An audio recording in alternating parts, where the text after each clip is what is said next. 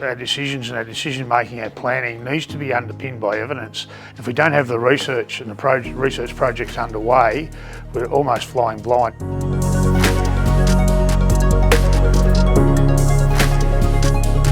I'm a really big believer that our sector is one that is continuing to mature at a rate of knots. The landscape and the context in which we operate changes under our feet daily. The rubber really hits the road for us when we get out into community and we take all that knowledge and information and we actually deliver that in a way that delivers outcomes for community. NHRA do that in spades. They are very focused on the user experience, and in my case that might be me, but it might also be other topics. And understanding impact and understanding what community psyche might be to again improve how we do our business is really critical.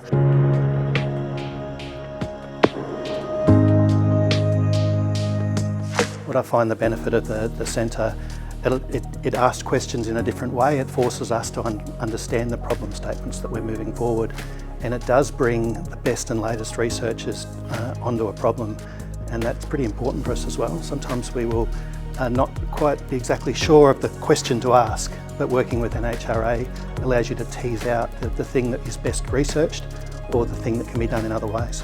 If I look at the strategic drivers of what Natural Hazards Research Australia are doing, you're talking about resilient communities, resilient infrastructure, better understanding of particular hazards. You're also talking about resilient infrastructure, and it's moving the whole, I think, EM sector to looking at it not in particular streams of effort, but rather than a systems-based approach to how we manage changing climate and other threats as well.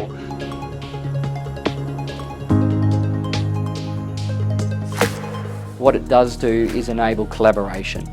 So when your values are aligned, it's easier to work together to achieve your objectives.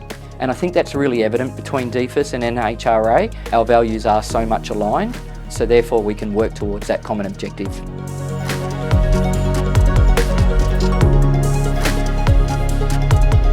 Working on some of the major issues that came out of the Black Saturday fires, there was a fundamental shift in how the sector operated after 2009, the way they worked together, and this idea of a national research capability was at the forefront of us being able to operate like we are today.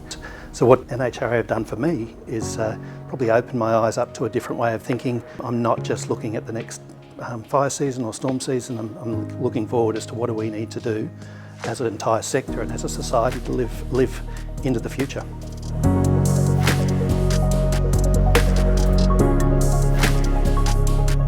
What we're brought together to do is to provide guidance through whatever strategy is created out of Natural Hazards Research Australia.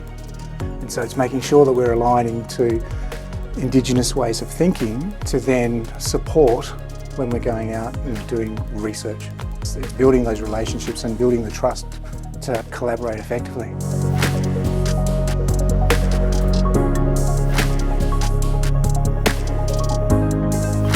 For me, the real point of difference with NHRA is that they're curating those projects in a way that really have meaningful change for how we do our practice, but also how we can better make communities more resilient into the future. We often look at the people saving lives as the people on a fire truck or the people issuing the warnings, but I've got absolutely no doubt that the research that NHRA have participated in and have worked on over a couple of decades now has saved lives and will save lives into the decades ahead. We're not just doing research for now, we're doing research to set society up into the future, and that's an important thing. That it takes all of those things to come together for us to have the safest society moving forward.